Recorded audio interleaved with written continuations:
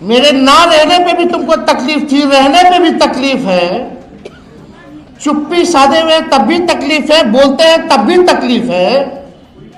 पूरा चुनाव हो गया, बिहार में जश्न नहीं मना, केवल भाजपा कार्यालय और जदयू कार्यालय में केवल मना, पूरे बिहार में नहीं बना।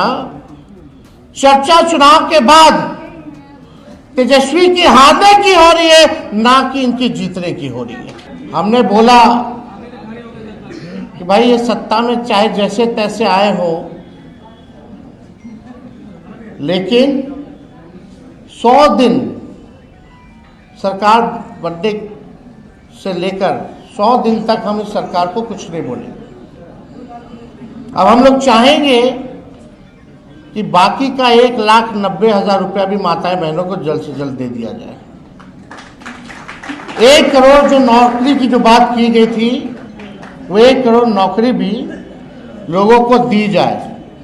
हर जिला में कारखाने और फैक्ट्री लगाने की बात की गई, उसको भी जल्द से जल्द जो है लगवा दिया जाए। जो उन लोगों ने घोषणा पत्र केवल 38 सेकंड में खत्म कर दिया था, कम से कम उम्मीद है कि उस घोषणा पत्र को आप जमीनी स्तर पर लागू करेंगे। हम लोगों ने मुद्दे की बात की, पढ़ाई, दवाई, कमाई, सिंचाई, सुनवाई, कार्रवाई की बात की, बढ़ते हुए अपराध की बात की। आज क्या हो रहा है बिहार में, मासूम बच्चियों के साथ क्या हो रहा है? और आजकल ऐसा भाजपा का नेता लोग है, समझ में नहीं आता। अभी एक बड़े विद्वान भाजपा के जो अपने आप को एलीट समझते हैं, बहुत चतुर समझते हैं, वो सोचते हैं कि उनसे ज़्यादा कोई विद्वान और डैशिंग आदमी कोई है ही नहीं। उनका बयान आया कि तेजस्वी बाहर थे तो अपराध कम था, अब आ गए हैं तो ज़्यादा हो गया।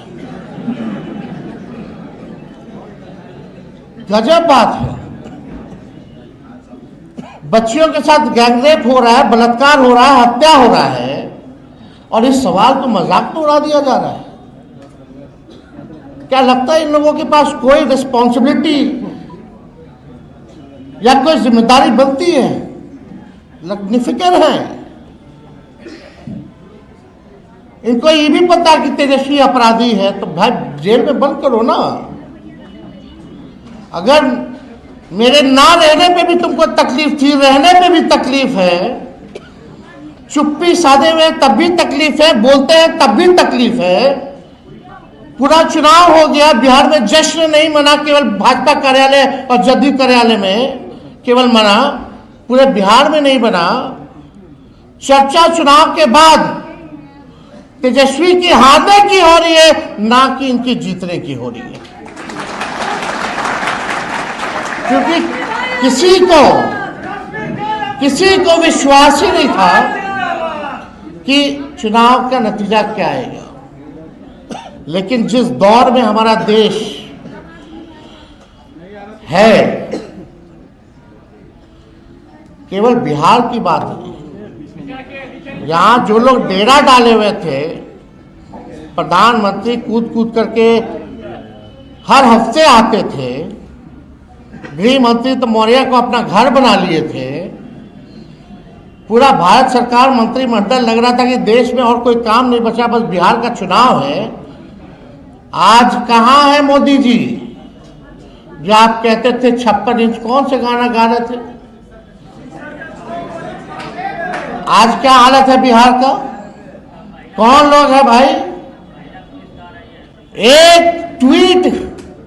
एक ट्वीट भी किया जो बच्ची के साथ बलात्कार हुआ। हर जगह कौन ऐसा दिन नहीं है बिहार में जहां 200 राउंड गोलियां ना चलती हो, अपहरण ना होता हो, मर्डर ना होता हो। तो इन लोगों से कुछ होने वाला है नहीं। वह आप भी जानते हैं, हम भी जानते हैं, बिहार की जनता भी जानती है, और मीडिया के लोग भी जानते हैं कि ये लोग कुछ कहता नहीं है। सत्ता में कैसे बने हुए हैं ये सब जानते हैं। सत्ता का दुरुपयोग करना, तंत्र मंत्र लगाना, धन तंत्र लगाना, अधिकारी लगाना, पैसे का खेल करना, संवैधानिक संस्थाओं को हाईजैक करके अपने पार्टी के लिए इस्तेमाल करना, सब लोग जान रहे हैं। लेकिन हम इतना कहेंगे कि ये लड़ाई की अभी बस शुरुआत है और हम लोग लड़ेंगे और लड़ करके जीतेंगे।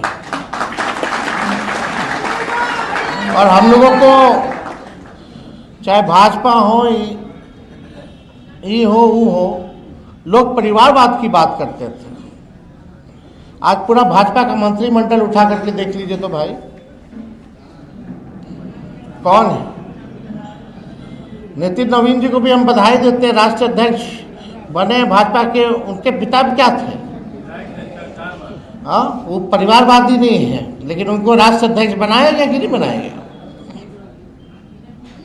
तो कितना लोग और ऐसे ऐसे लोगों को मंत्री बनाया गया कि भाई कहीं जीता नहीं, लड़ा नहीं।